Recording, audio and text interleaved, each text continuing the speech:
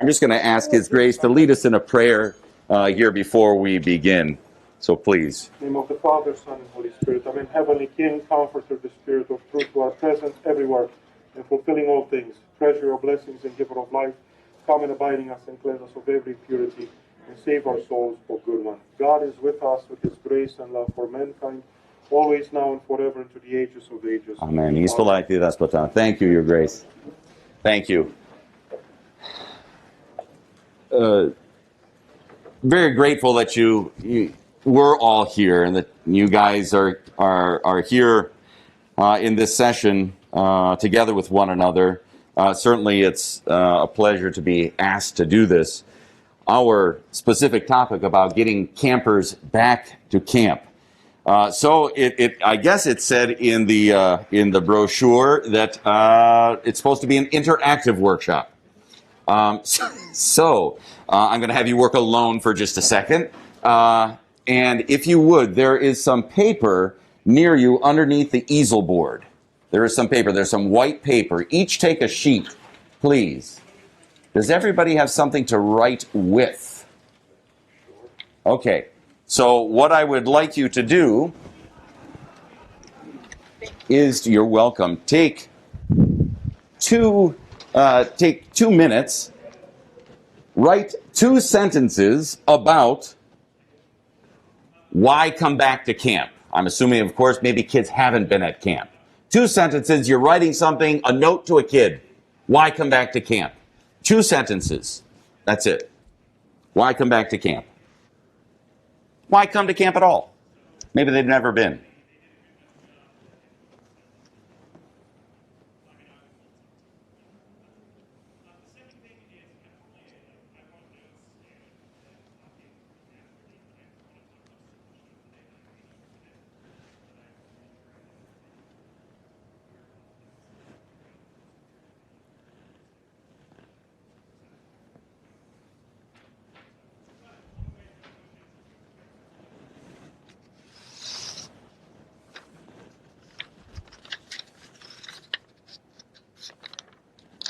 And sign it when you're done with your name. Please.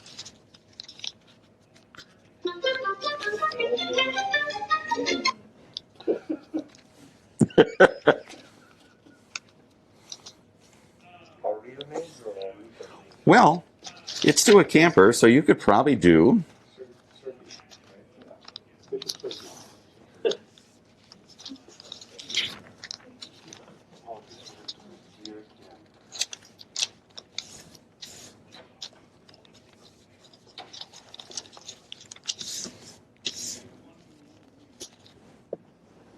Just under a minute left.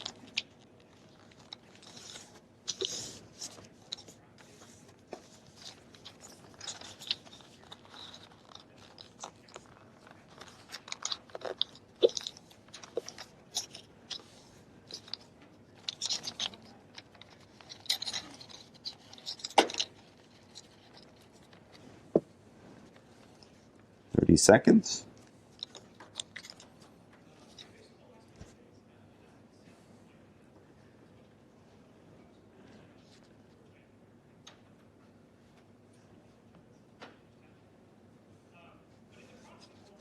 Ten seconds.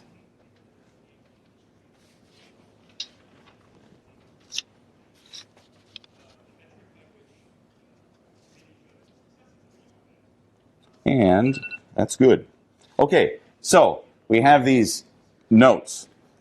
2 sentences. Why come back to camp? Why come to camp? Raise your hand if you know how to make paper airplanes. Does anybody know how to make a paper airplane? Okay, so now what you're going to do is you're going to make some form of airplane. It could be a ball. You can wad that paper up. Just make a ball because you're going to toss it to somebody else in the room. Make a paper airplane or a ball. While you're doing that, you can do whatever you want. You do whatever you want. My father was an insurance salesman for 45 years, life insurance, and he used to take us kids on his calls to the houses. And the first thing he would do is he would sit at the table after introducing himself, whatever, and this was the days when you really beat the path to people's homes. He would take us, he would make the kids in the house paper airplanes. And then us kids, the family's kids, and whoever of my family were there, would leave, and we would be off forever. He was sort of a genius because it was a way to keep the kids occupied, and he could do his work with the parents. My dad was sort of a fascinating man, but he loved games. This was one of the things that he did. So once you are done making your very creative plane or ball of paper, just throw it to somebody else, any direction, give it to somebody else. I will gather the planes up. If they don't happen to fly, well, and remember, I'm not sure where they are coming from and going to, but you guys can work together over there. I'm not sure if that's your own. No. Oh, nice plane. You already have one? I got a ball. You got a ball? Does anybody not have a plane? Oh, nice throw. Okay, real quick. Okay, we're just going to go around the room. Your Grace, we'll just start with you. Read why to come back to camp. If you come back to camp, you'll have the opportunity to grow your faith, or even just ask the questions you have in a safe space. All right. The environment of camp teaches you how to live outside of camp, how to be as a person, be kind, and enjoy playing while still Christian. Beautiful. Like that. Keep going, Khalil. God loves you and you are important. Come back to camp. We miss you and know that great memories will be made when you come back. Keep going, Father Chris.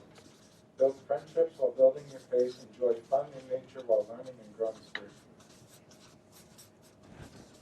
Keep going, please. Rediscovered the youthful joy they felt when the first time they came and how that helped them stay connected with friends.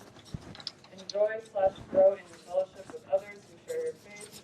To spend time focusing on what your faith means to you. You're going to learn about your faith in a fun and relevant way. Your Eminence? To make new and lasting friends who share our faith as Orthodox Christians, and enjoy the experience and adventures of camp while working on deepening your spiritual life. Please? Yep.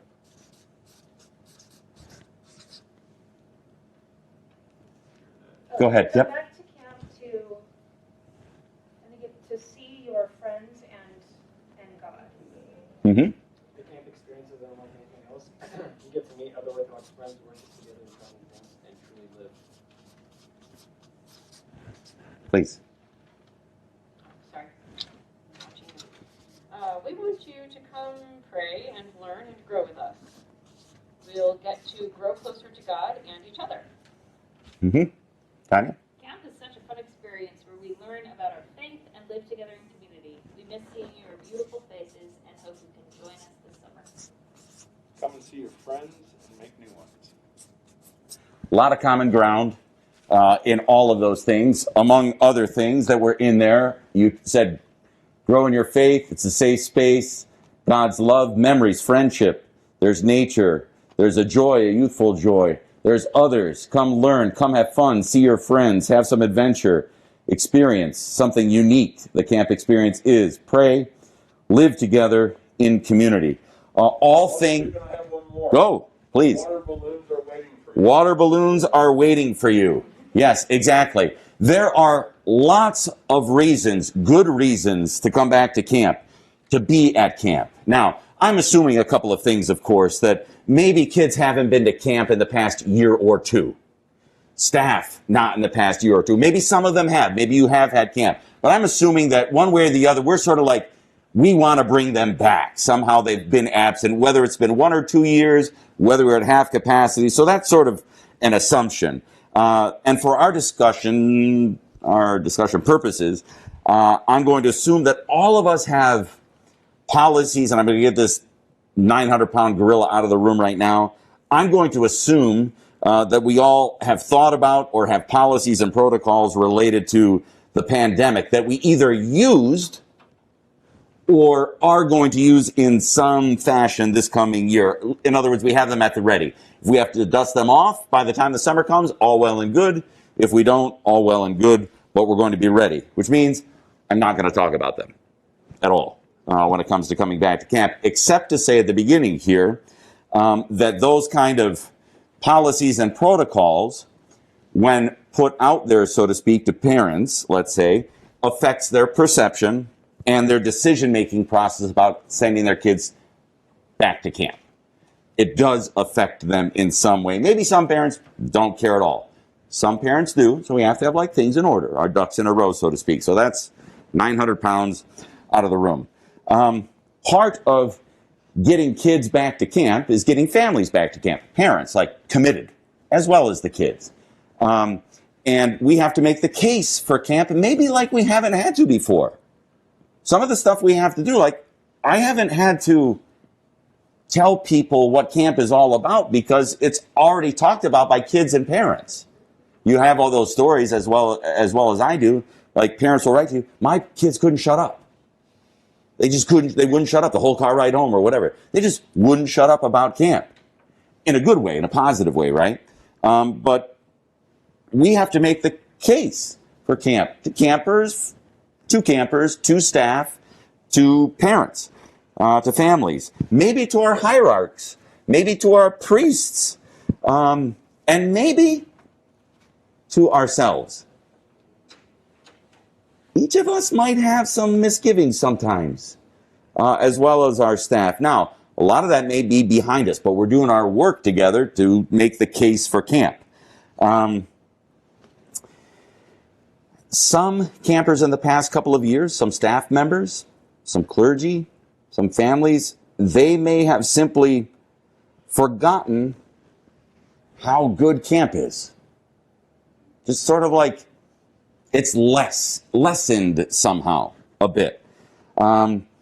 Maybe some parents or campers have not had the opportunity. Maybe they missed because they were of age and all of a sudden couldn't come. And then the next year, last year, we're at half capacity and that age range wasn't at camp, let's say. So they may not have had the opportunity to come yet. 2020 not available, 2021 maybe available, but maybe half capacity. Either way, a lot of concern, let's just say. And in either case, some of our newest campers might not have heard the good word, so to speak, from other campers, parents, families, staff. They just may not have heard the good word about camp. So, making the case for camp, like bringing campers back to camp, making the case for it in new, exciting, proper ways to camp so that campers will come back. In a very real way, what I'm going to say, the rest of what I'm going to say is that camp is a better antidote for COVID and things related to it than the vaccine is. Because of the effects of COVID. And I'm not talking about sore throats and sniffles and whatever else. The effects over 2 years on kids, camp is an antidote for. It takes care of a lot of the things, and we're going to talk about them in just a minute. That's sort of the bent of the whole presentation. Okay, interactive. It's supposed to be interactive. Okay, so here we go. I'm just going to ask you to pair up real quick, just whoever's next to you. And you guys know what an elevator speech is, right? You know what an elevator speech is, 30 seconds. Okay, and I'm going to time us when I say go. So in a minute, you're going to pair up, you're going to stand up, and you're going to decide what kind of elevator you're on. You can be on a normal elevator where you're standing sort of side by side. You can be in a very awkward elevator where you're facing one way and somebody is facing the other way.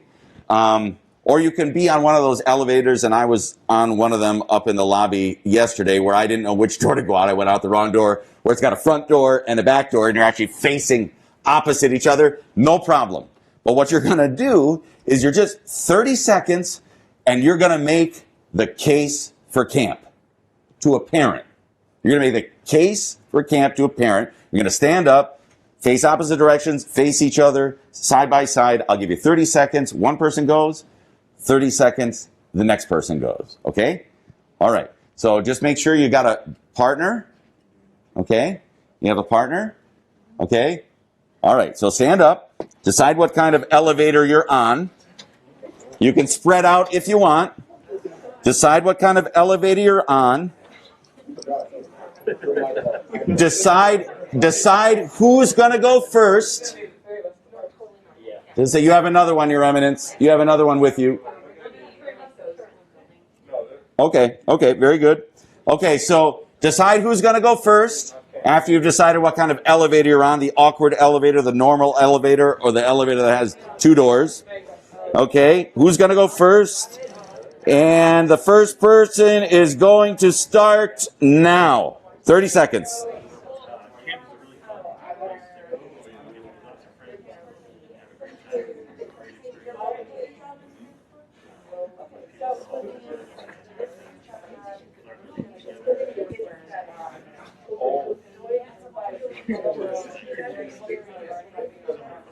10 seconds to close the deal.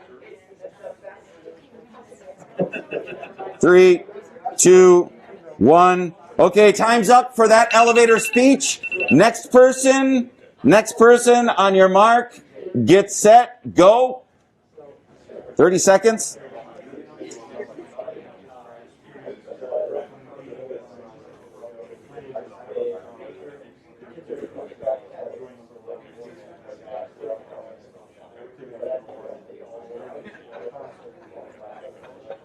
Ten seconds to close the deal. I should have separated you two.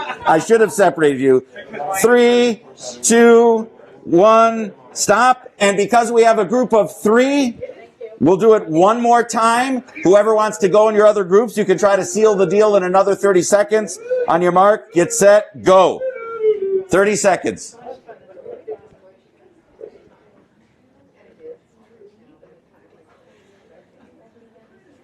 If you're not going, you guys can sit back down. Okay. Oh, we got to the floor. That's it. That was the 5 seconds to seal the deal. 2, 1, done. Okay, very good. Thank you, guys. Excellent. Right now, it may seem like camp is distant for some. Others, it's drawing a lot closer, a lot more rapidly.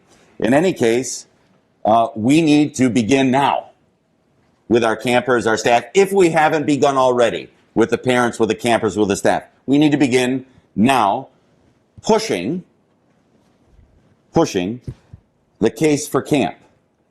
I know that none of us would imagine a world without camp. I know that because we're here. We can't imagine it.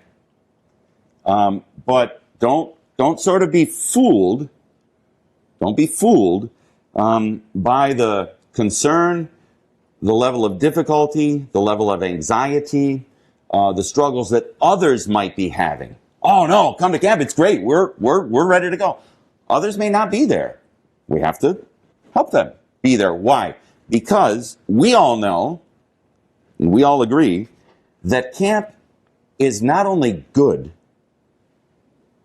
but it's necessary. See, this is the camp is good. Well, they can get good anywhere. And we're going to talk about that in a bit. They can get good anywhere, really.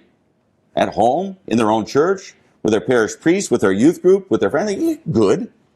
But it's necessary as well. And that's the part that we sort of have to work harder on, and we will today. So I'm just going to... Well, Stephen, I have to let you know that according to the Camp Nazareth countdown clock, Yes. there are 163 days, 3 hours, 2 minutes and 40 seconds until the start of camp. I mean, it's So your grace. we don't take camp unseriously. So we've got the countdown. And you know what that does? That tightens my collar every second it draws closer. I have to do this. Camp starts. You already had 5 other weeks at the camp. So you're like less than 100 days away, sir. So that's why it's getting tighter. It's getting tighter. So, Your Grace, would you do me a favor and pick up, Your Grace, would you pick up the prop that is in front of you and look the wrong way through it at His Eminence? Please, at His Eminence. See how far he is away? Okay, now I want you to flip that around and look through it the correct way. He may be a little out of focus, but he's a lot closer than when you looked the other way. There. So camp is a. Thank you, Your Grace. Camp is a lot. We look through. At Science and Nature Camp and then regular camp. We got a ton of those, and this is more powerful.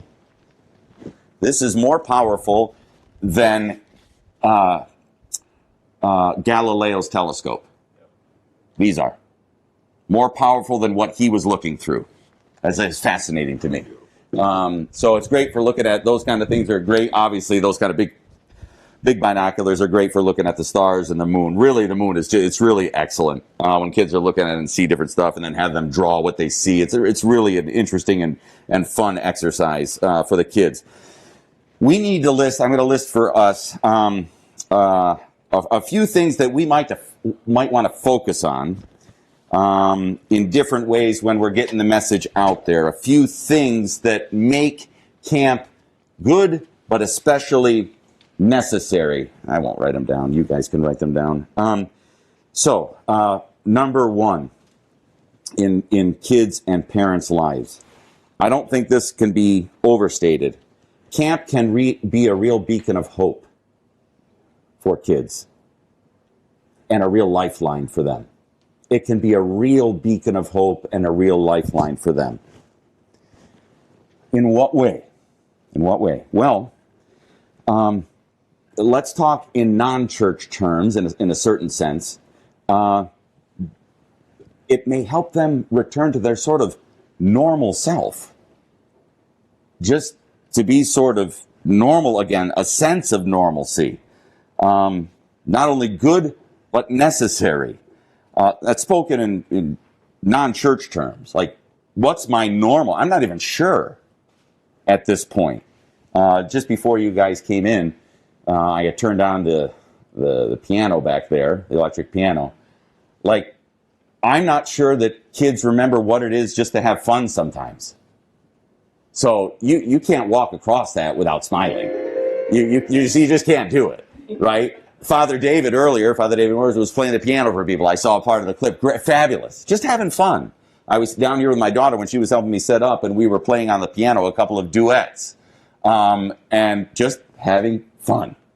Just having fun. I'm not sure that kids remember how to be normal. Camp, though we're all abnormal people at camp, it helps them to return that way. Said a different way, in sort of church terms, we can easily say returning to our sort of core beliefs, our core values of camp, our sort of core things. Camp offers our children a return to their sort of spiritual baseline. Let's get back to what we do. And we'll talk about some of those things in just a minute. With our Lord, with His most holy mother, with their peers. Being reminded and re-remembering, if they were at camp, seeing for the first time, if they haven't been, that they have a love of God, that they have a love of their faith, that they have a love of the church. Returning to sort of like a spiritual baseline. Do you love God? Yeah, I love God. Do you love the church? I love the church. Do you love your faith? Yeah, I love my faith. Because camp makes it easy to say that. But it reinforces it. It helps it. It's just normal. That's normal for us when the world has been like, church isn't normal anymore because They can't go, or there's issues with communion, or, we got to be careful. It's like it's made church sort of abnormal in a certain sense. Camp is good. It's necessary. It's necessary. We need to be calling our campers back together in this way. It's a powerful tool that the church has, camp. Camp is a powerful tool that God has given the church to bring his kids back into a deep, if they've drifted away, into a deep and meaningful relationship with Christ and with each other. And with each other. And we need to communicate that to our constituents in concise, clear ways. Elevator speech, like I don't have a lot of time, I don't have a social media space, I don't have a lot of it. I can write a letter, but people aren't going to read through that letter. I got to communicate these things somehow. And we're in the age of not persuasion anymore, right? We don't take the time to persuade people. We're more like we make proclamations. It's like, here's a proclamation, and then people pay attention to it. We're beyond like persuasion anymore. A second sort of thing to focus on with regard to camp in getting the message out there is that your kids will come back to a community, someone mentioned it, community that's engaged in a full liturgical life. This is important for our children. It's necessary. It's a community, and someone mentioned prayer, and I'm gonna just to say that's fully engaged in liturgical life, fully, at our camps. And I'm sure that everybody is similar in some way. 1, 2, 3, 4 times a day, praying in church or outside at a shrine, doing something liturgically, all of us together. Parishes may or may not, it depends on the part of the country that you're in. Some may have right now sort of slid a little bit backwards. But the benefit of church camp, again, is realizing how important that is to a child. And the child maybe not realizing, can't maybe verbalize it or talk about it, but how important it is to engage a full liturgical life. Some of our kids, Your Eminence, we're worried that maybe they haven't been at church in 2 years. Or a year and a half. Like, I don't know about you guys. Just pull yourselves out of church for a year and a half. Go ahead. Watch what happens to us. Can you even imagine it? We have families who have not returned in 2 years. Now, maybe that's not the majority. Okay, I don't disagree with that. I'm thinking that the majority have returned. But is it a normal schedule yet? I'm not so certain, even less number. But there are the staff included, parents included, campers included. Having a fully engaged liturgical life is so important, necessary. And it reestablishes in campers' life the importance of it when you're at camp. It's the basis, of course, of our life, whether we know it or not. And it's part of that return to normal again, normal church-wise. You and I know this. Campers, parents, staff may have forgotten it. We need to articulate it to them. Come and enjoy the church services at camp. Simple. Come and enjoy church at camp. Simple. That's it. It's one of the benefits of camp.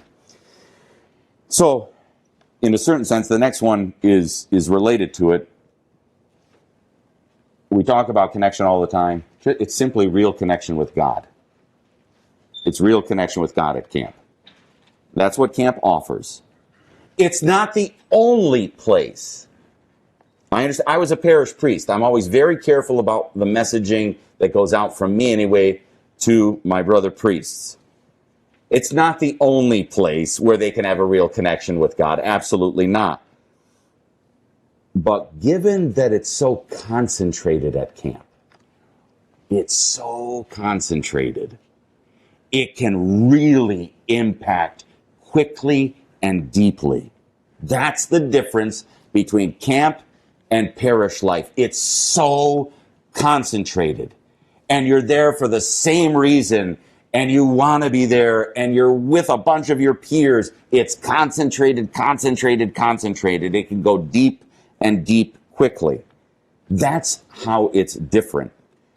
And we may not articulate the difference in that way, but just the real connection with God, it shows kids, you know what it shows kids? It shows kids the possibility of a deep and abiding relationship with God very uniquely.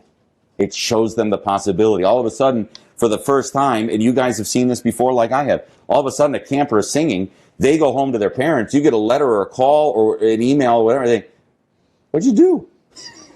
What'd you do to my kid? What'd you do to my kid? They're singing in church. It's like, that's a possibility. That's only a possibility sometimes until they come to camp, and it goes from potential to actually happening. It's like happening. And then they go home and their parents are stunned, right? My sister, her son worked for us for one summer in the kitchen. Kitchen work, anybody knows this? Very difficult work. You got to be pretty tough to last in a camp kitchen all summer long. You got to be tough. You got to even last a day. So Kenny, just fine young man, married now, lives in Jersey. My sister called me 2 weeks into camp when he was working for us. Called me in tears. What'd you do to Ken? I said, oh my, I thought like something had happened. I didn't. What do you mean? What did we do again? She was crying over the phone. He's never been like this before. He called her, the things that he said to her. She had never heard from him like this before. Like an opening up of his heart. He's in the kitchen. He's in the camp kitchen. And somehow the environment of camp, being around peers, being in the church when he's able to be, the life that's being lived there, completely concentrated, it opened him up to the possibility. He called his mother crying and saying how much he loved her. Just like, and my sister called me and said, what did you do to Ken? I didn't do anything to him. I didn't take him aside. I didn't talk to him as his uncle, treated him the same as I treated everybody else, but something happened to him. The concentrated environment of camp produces possibility, and that possibility becomes reality for kids. Now, you're not going to use that kind of language. Come for a real connection with God. Come for a real and genuine connection with God. See the possibilities. Stuff like that needs to be told, that a child will go back with. So real connection with God is one of those things that we need to focus on. And then real connection with each other, with friends. Studies show 96% of campers say that camp helped them make friends. 96% of campers say camp helped me make friends. Like, there's real human connection there. Now,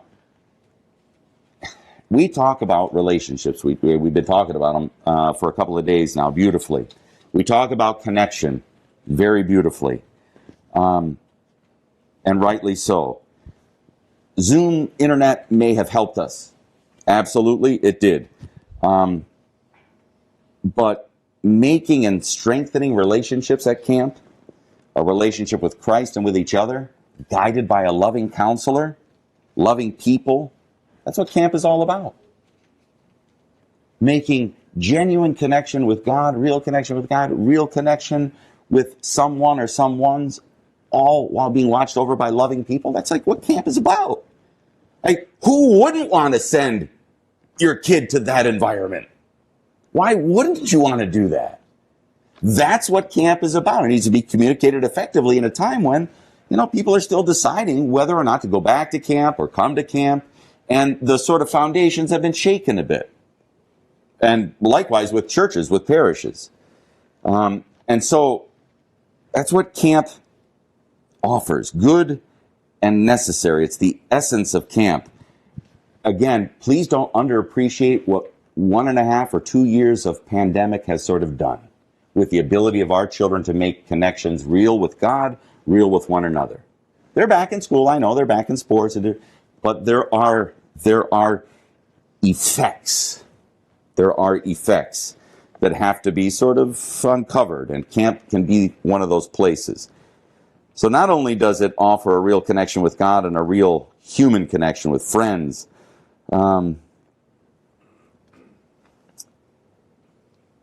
it's a return very simply to faith.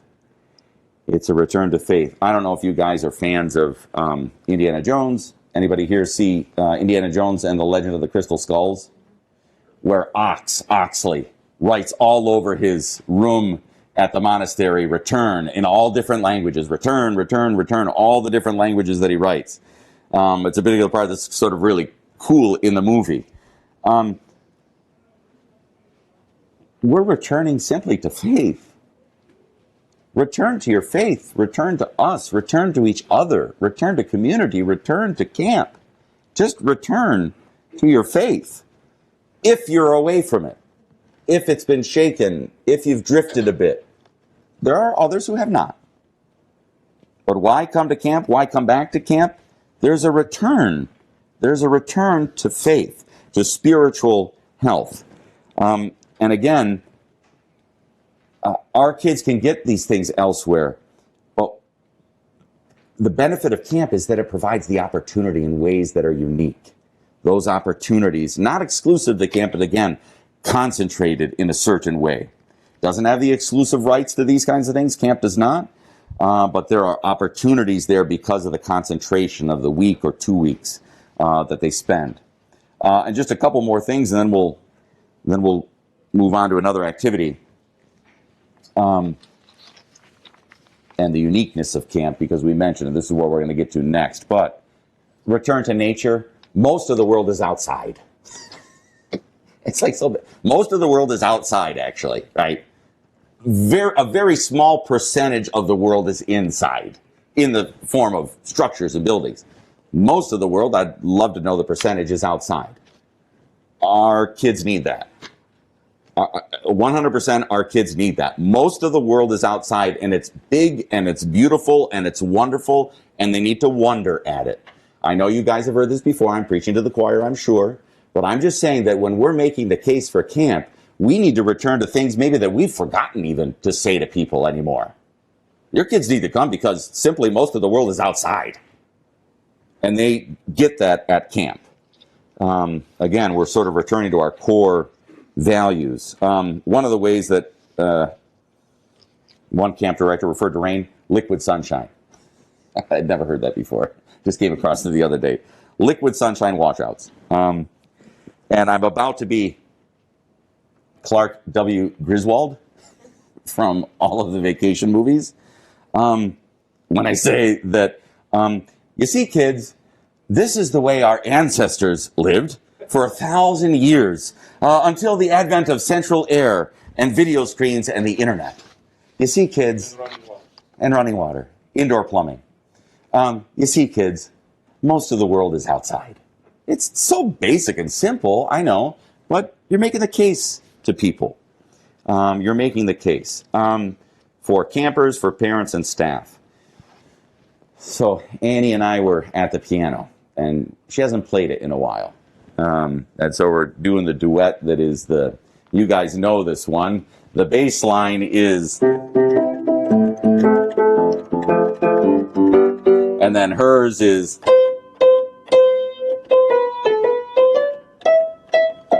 that one. And so she had forgotten a little bit. So literally, we stayed here, and we'd be playing the piano, and she'd make a mistake, and I'd be offbeat, and she'd walk away and do this, and then she'd come back, right? And you start playing again, and then there'd be a mistake, and she'd do this, she'd walk away, and then she came back, right? Okay, so at the cantor stand the other day at the camp church, we had liturgy for presentation of the Lord in the temple, the meeting of the Lord in the temple. And the torch has been passed from our son Sam to our son Nick, and now to Annie as cantor. Not a lot of people at camp church, but we have a small community.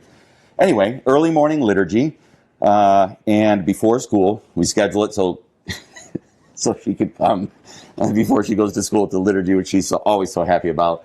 And so she's cantoring, right? It's 7:30 in the morning. And we're starting the service, and Annie just has some, let's say, allergy stuff, right? So she's at the cantor stand, and at one point of the service, she just stopped, okay? So I'm in the altar, she's over here, the altar's over there, and she stopped, and Pani sort of picked up the singing, and Annie is sort of like collecting herself, right? Collecting herself, and then she starts again, and then she has to sort of move away, and other people are seeing. Now, my daughter is 16, a teenager. She's standing up in front of people, and now there's an issue. There's a problem, right? And so I know what's going on there, but she keeps coming back, like she kept coming back to the piano, keeps coming back to the cantor stand, and finally came back for the last time and got through the rest of the service beautifully. She's a very good singer. She's very talented in this way. Reminds me of my mother when I listened to her sing, because my mother was always singing, and as a kid I heard that voice growing up. So it's a beautiful reminder to me. But camp, this is the point. Do you know what that's called? You know what it's called when you come back again? You can call it perseverance. There's other words for it. Where you keep coming back to the piano and you make a mistake. You keep coming back. You keep coming back. You don't think in these terms, and you'll see why I'm saying it in a second. Normally we don't. You know what that's called other than perseverance? This is a quality every child has to develop. It's called resilience. It's called resilience. And I'm telling you that at camp, you don't realize it, but we develop resilience in children just by the act of coming back to church all the time. You come back to church when you're tired, when you're hot, when you don't feel well, when you're a little bit hungry, you keep coming back. They're made to, right? But they see other kids doing it, coming back to the piano, so to speak, coming back to the cantor stand. Camp develops resilience in our children, and boy, do they need that right now.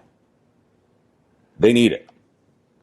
Learning to, when facing challenge, when facing difficulty, when facing fears, I'm going to look bad because my voice, something happening with my voice, and I have to stop, and then coming back to the cantor stand, so to speak.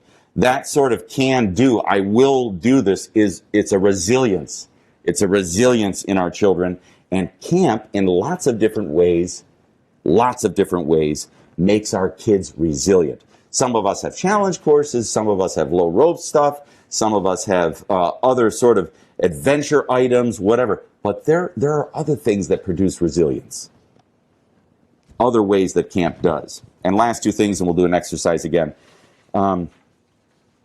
Summer camp is, of course, physical health is, part of summer camp.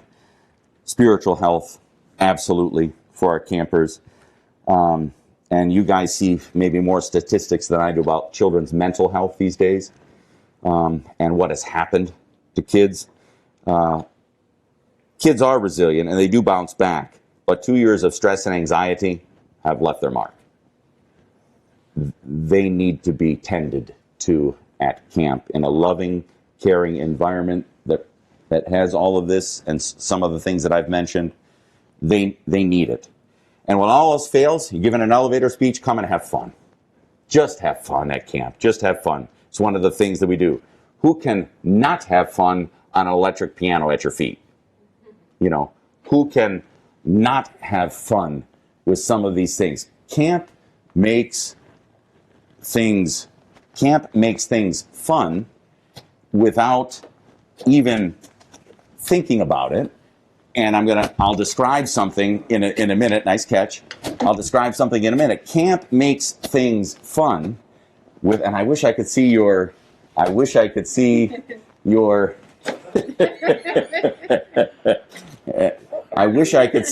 faces if you had your masks off. It makes everything fun. Have you ever taught a child how to catch something? Have you ever had to do that? Yes? Camp or not? Not at camp? Have you ever taught a kid at camp to catch? There's no more rewarding experience to have a child who does not know how to catch a ball learn to catch a ball at camp. And you guys may not see this, but I do. The sort of sport skill level of children has done this over the years. Can't kick, can't catch, can't throw. So you adapt camp sports accordingly. Can't do that because we've got to make sure that everybody's included, everybody has a chance, everybody has an opportunity to grow. Some kids have not learned how to catch. Let's teach them how to catch. That's part of camp. We do it, and we do it really well. What I'm saying is it's just, in the end, a fun environment. And I'm not going to skip ahead. Okay, so anything that anybody wants to say right now about this stuff? We're going to do an exercise, but anything that anybody wants to ask or say, or anything that it's sort of churned up for you guys with regard to how are we going to get the message out there that camp is both good and necessary? What are we going to say when we're talking to parents, kids, staff, on social media, or wherever else? We're in that context right now. But is there anything that you guys want to mention that maybe we haven't, right, up until this point? Okay? Yeah. I just wanted to thank you for that sentence at the very beginning, that camp is an antidote to the COVID experience. Because that really stuck with me right now. And we all think right now in COVID terms, COVID era, like nothing else existed before that. At least that's what it seems to me in the interaction I have with parents and the teens that were trying to get back to camp and all that. And, you know, just that thing, that phrase really, really got me. I mean, it's just something that, and everything else that you went through with explaining why and all those points, it's amazing. Those things. We don't realize, I think, Your Grace, we don't realize, there are a lot of camp professionals that do. I'm saying we tend to think in terms of faith, spiritual health, church, whatever. There's a lot of other things going on that camp teaches that helps our children be, I mean, the world would say successful, but to develop characteristics and qualities that they need. Not just are good, they need. They need in so many different ways. Thank you, Your Grace. Yeah, Khalil. I think it's good for parents too. I mean, it may be even more magnified now with COVID, but you know, I have a friend whose daughter is 10 now, I think 10, maybe even 11, and she's been hesitant to send her to camp, even though she was a counselor at camp with us, you know, when we were younger. But you know, maybe it's helicopter parenting or worry about children's anxieties. We let them go and go to camp, and so I think it's a necessary experience for parents too to let go a little bit and let their kids experience some independence. And yeah, we've sheltered them. We've sheltered them from everything now. Yeah. Right? You're right, Khalil. Absolutely, 100%. How do you take out of a parent's hand that control? You know, and make them willingly sort of do this. That's not an easy thing. It's not an easy thing in general. One of the things we did at staff training, we brought parents in to talk to the staff about what it means to release your child into somebody else's care. We wanted the staff to hear from the parents what it meant to give over to someone care of their child. And it made an impact on the staff. Made an impact. Because they didn't realize a lot of this stuff. They're kids, a lot of them. You know. Good. Anything else anybody wants to mention before we move on to next? Okay. This is what I'm going to have you do. Work in threes. You guys will see these sheets of paper. I want you to take 3 minutes. You can work in pairs in threes. Take 3 minutes in just a moment and write down 3 things that make camp a unique experience. 3 things that make camp a unique experience. Just work on one sheet of paper, 3 of you together. We'll take 3 minutes, write 3 things down that make camp a unique experience. Okay? So here we go. You've got 3 minutes starting now. You say specifically our camp? It could be your camp. It could be your camp. But the camping experience unique, or it could be your camp that makes it unique, the experience there. That's fine. Yep. Starting now.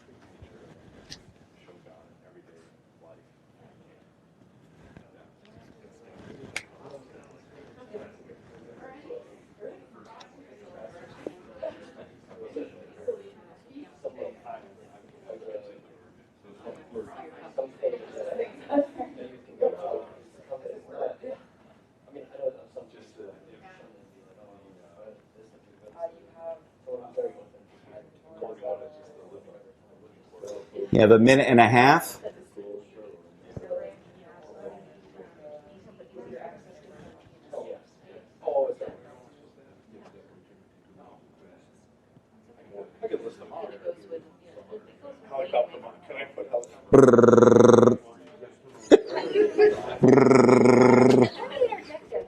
What? I'm sorry, I didn't. Sorry, I'm sorry I pointed. But I let them go. You did. But I didn't. I mean, that 1 year. But all the other years, I let them go. I'm sorry. Way to go. It's not easy. I'm telling you, when all is said and done, when all the joking is aside, it's a hard thing to do. It's not easy for parents. And parents care, I guess, Otherwise, you don't care. You just, That's the key right there. go ahead. You just You can tell take which 'em. parents like to drive. 30 seconds. What? You know which parents like to drive by registration. See ya. You see it. See ya. Their bags are right. Kids sit in the back seat with the bag on his lap. Well, we have parents, definitely. I mean, they use that as a time for it to rejuvenate, vacation or whatever, no question. 20 seconds. The best one was our elevator speech. Mine was easy. Because your husband Sold. I am absolutely not entrusting that camp to my children. 5 seconds. 3, 2, 1. Pencils down, pens down, pencils down. Okay. Camp is absolutely unique for lots of different reasons. There are unique qualities to every camp individually, but the camp experience is unique, and this is part of that selling point, so to speak, when we're trying to convince ourselves, our kids, our parents, our priests, our hierarchs, that this is not only good, but it's necessary. Here's why. Things we've listed before, things we're about to list, that are in the vein of a unique experience. I'm just going to ask each group to mention one of their unique experiences at first. So we'll just start over here with this group. Just mention one of the things that makes the camp experience unique. The community is all Orthodox. Okay. I know that there may be a few friends in there that are not. But absolutely. I mean, it's just, yeah, this is who we are. This is who we are. Absolutely. Good. Okay. Makes it unique, and it's an important one. Next group. Having easier access to clergy in a safe space.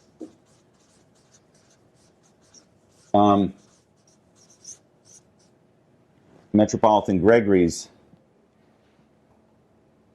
diocese, Carpatho-Russian diocese, average size of parish? Half of them are 50 people or less. Okay, 50 people or less. Okay, that's unique to our diocese. You go to maybe an Antiochian Orthodox parish or Greek Orthodox parish, 500 families. How much time do they get to spend with that priest? How much access do they have to that priest who's ministering to 500 families or maybe more? All right, this is huge. Access to clergy. Huge. Okay, good. Next. In our group, we also mentioned the fact that we actually have bishop's time. An hour and 15 minutes, 2 of the cabins, same age group, boys and girls, where they ask anything they want for an hour and a half. Get your hierarchs to stay at camp with you. Absolutely. As long as you can. It makes a difference. It makes a difference. When the hierarch is going to call those young kids to service who have become young adults and adults, they're going to respond. They're going to respond. Next group. Actually, the first one we came up with was it gives them permission to unplug, both literally and figuratively. Even if our kids tried at home, they wouldn't be able to do it. No. Even if you moved mountains for them, they wouldn't be able to do it. This is huge for them. Huge for them. We just don't realize. We just don't realize. Next group. Maybe the first time that there's extended time away from parents.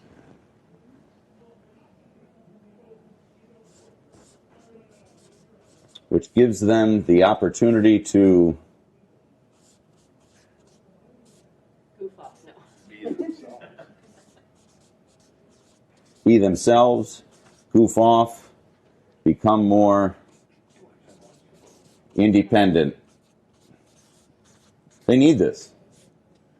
Parents don't realize the potential in their kids. None of us do. We always think that they're just the kids that need to be taken care of, and because that's what we do with them.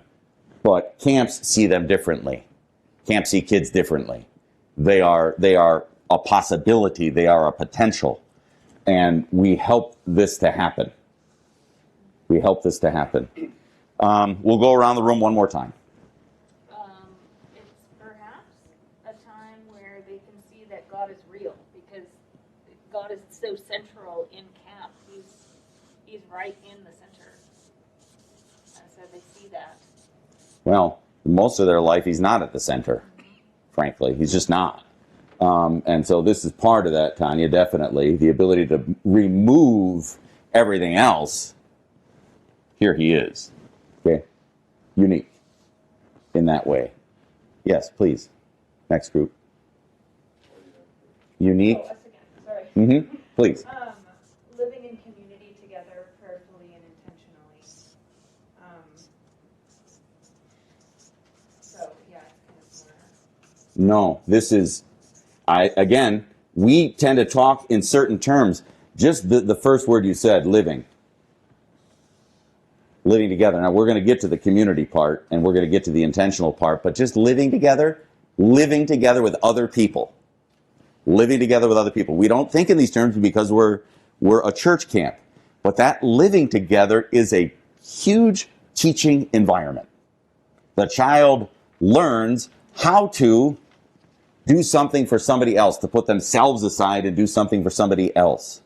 Whether it's cabin cleaning, whether it's helping somebody out with their tray, whatever it is, I don't know. But there are so many moments where just living together is the classroom. We're going to talk about it in a minute. In our current society, most kids are by themselves. Families are much smaller than they were in the past. And a lot of kids don't have brothers or sisters, and now they've got brothers and sisters. And a lot of them. Yeah. They don't sink, they swim. Yeah, absolutely. They swim. Critical. Next group, please. Lots of mentors. Older mentors, peer mentors, especially the older mentors, when you look up a grade or 2 or 3 and go, ooh, it's a great way to learn. Mentors, role models, that they're just not around. I mean, flick on the TV, go on social media, whatever you do, go to the schools, sports, whatever, you're not going to find them like you find them at camp. You just won't. And certainly not as concentrated. We're like, oh my God, there is a community out there that actually loves God, loves the church, and loves our faith. Last one. Foundational lifelong experiences.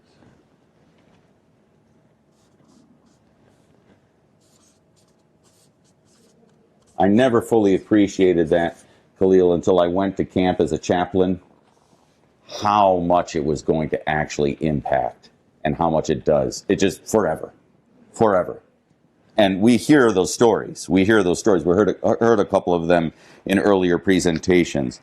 Thank you for all of this. This is part of what makes, and you have others things on your list, part of what makes the camp experience unique. And that's the necessary part. Absolutely, it's good, but it's the necessary part. They don't get to unplug. They probably don't have a lot of access to their clergy. And they certainly aren't in environments where everybody's Orthodox. I mean, you just go down the list. I mean, all of this. Okay, so very quickly, a couple of things that I'm going to add to this list, and you may have that as your third. It's one of the few places where kids get to decide the culture. They get to directly influence the culture. I don't think we can fully appreciate that. One of the few places that they themselves form the culture. It's a community, but they get to influence it. They get to decide how it is. And if your counselors don't already do this, the first night, age appropriate, of course, even at a young age, you can do this. You ask the kids, what do you want your week to be like? What do you want this cabin to be like? And then you list it. We want it to be fun. We want it to be exciting. We want it to be, we want to be on time. We want to be, kind. We want to be friends. Okay, there it is. That's what you want your week to be like? Okay, let's do that. Let's get behind that as counselors. I can get behind all of that. So, and then you refer to it. This is how you wanted the culture to be. You don't refer to it that way with kids. But the older ones understand it. They get to influence the culture. I'm fascinated. I don't follow the royal family. And we'll end in just 5 minutes. Just 5 more minutes of your time. I appreciate your patience. I don't follow the royal family, but my sister-in-law does. Why would Prince Harry and Meghan leave? I know what it says but you know what I think? And this is the point. I think they left the royal family because they were tired of its culture.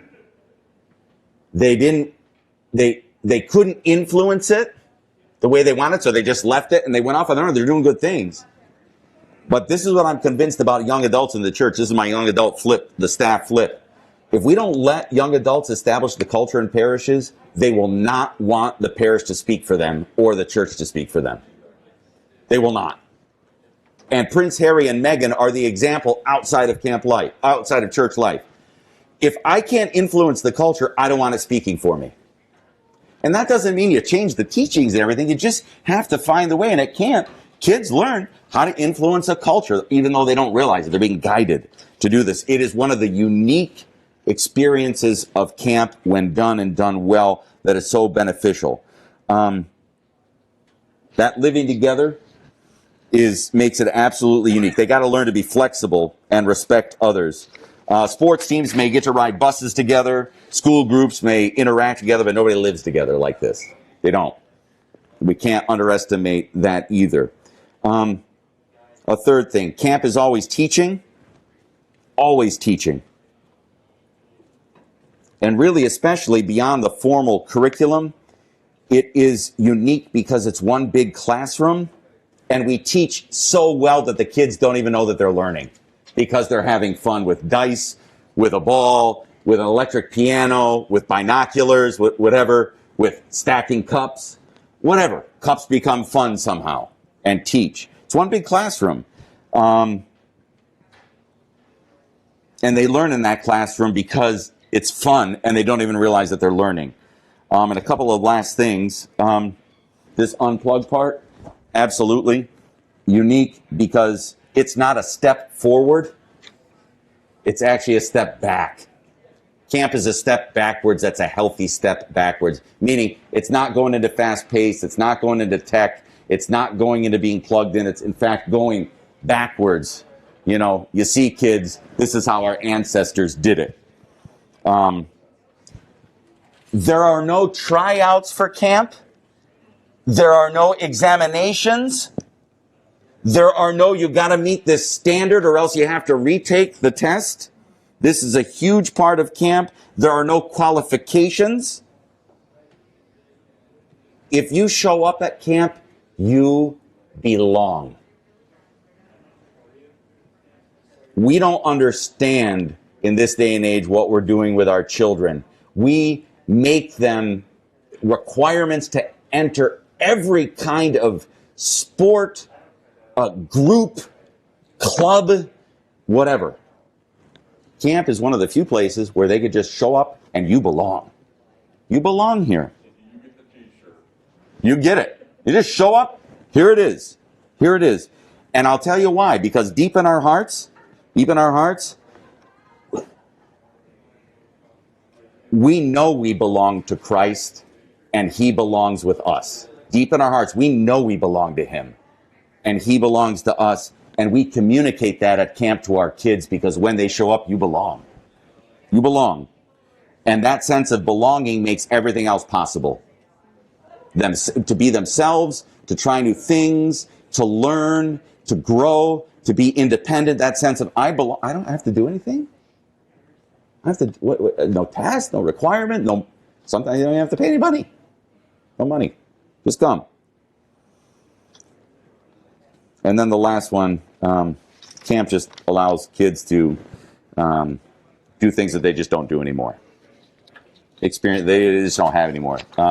Whether it's playing outside, whether it's tossing a ball with an adult, whether it's sitting down and having a conversation, a beautiful conversation about the faith. When's the last time? I used to play outside in the yard with my brothers. We'd be sitting there playing wiffle ball, and all of a sudden here comes one kid from the neighborhood, another kid, and all of a sudden it's a whole neighborhood game of wiffle ball. We were older, and the kids would just come. Camp is one of the few places that happens anymore. It just happens. We create the environment to make that happen. When you're messaging to your parents and campers and staff, get some of these things out there. Even if you don't think about them yourselves, camp is good and it's necessary and it is the antidote. It is the antidote. Not exclusive rights to these things. It's just that it's so concentrated, it's so powerful. Okay, I know we're past time. Forgive me for that. I appreciate your patience. Anything else that anybody wants to mention? Anything that it triggers for you guys, and then we'll go. Anything else that this sort of hits home with at all? The next step is for you guys to take this stuff and figure out how you're going to message it. How am I going to put that on social media? How am I going to make this a reality? One of my suggestions is actually to help campers influence the culture. Get something out there on social media that the kids are going to decide on the program and have them vote on it, and that's what it's going to be. Whatever it is. Oh, Wednesday night at camp, what are we going to do? Here's the possibilities.